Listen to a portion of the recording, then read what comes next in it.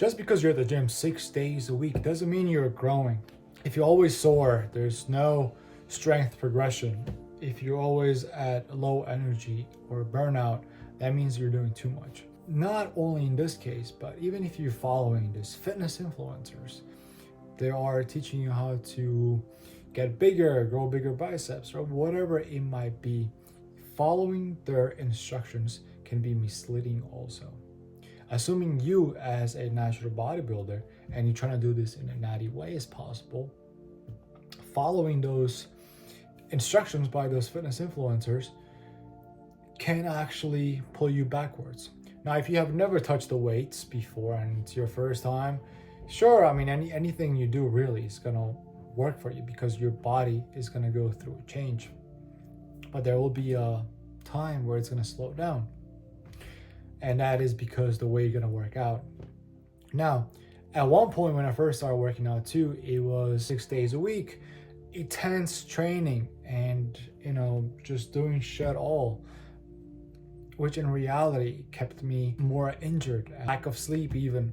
I was abusing my body to its limits. I always thought if I worked out like those fitness influencers, then my body would have changed into a positive and I would have looked really good, just like them.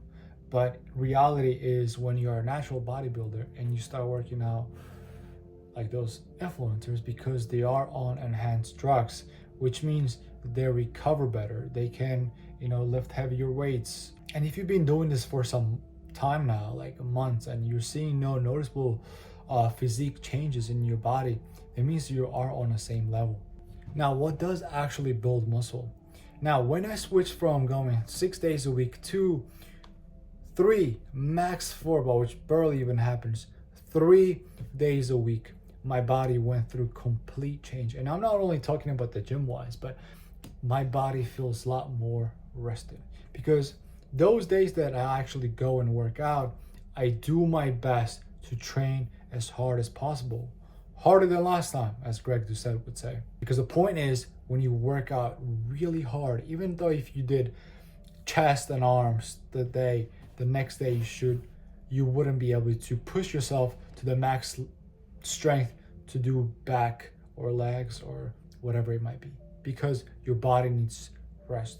Theoretically, you haven't really damaged the muscle part if you do 2 body parts on 2 different days. But what happens is once you get home and you sleep and you eat, your body's already working to recover the muscle that you already damaged at the gym. So you're going back to it next day and hitting a different muscle part. Sure, it was never trained, but you're lacking on the energy. It's like same thing. It's like saying you're working out when you're sick. Your body's already fighting the infection, but you're over here training and simply just dropping your immune system, which is not helping in any case whatsoever.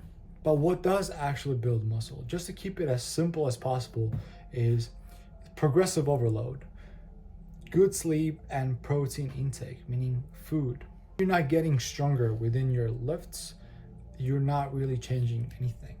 If you just keep doing 25 pounds on your bicep curls for 3-4 months straight for 10 reps and you're just giving up and you're not going to a failure, like actual failure, your body is going to be stuck at same position, because there is no reason for body to grow if you're not pushing it. When you start working out, your muscles just go back to normal because they don't need to stay that big. When it comes to exercises, you have to pick certain exercises that work for you. Just because I like skull crushers or bench press or dumbbell presses doesn't mean certain exercises such as this ones will work for you. You pick your favorite exercise and then you keep tracking the weight and the reps that you've been doing. You don't have to keep suddenly, switch things up.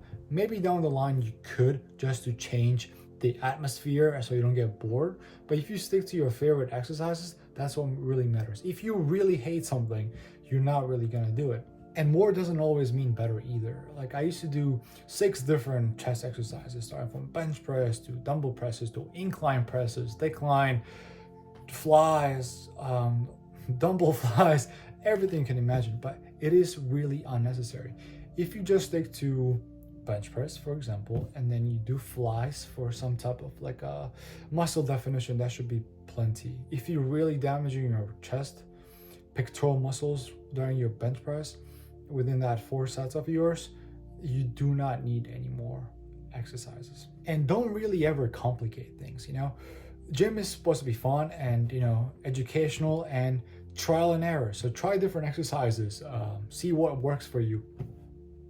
And what's really more important is be consistent and give your body time to grow, because it does take time, judging that you're natural. Till next time.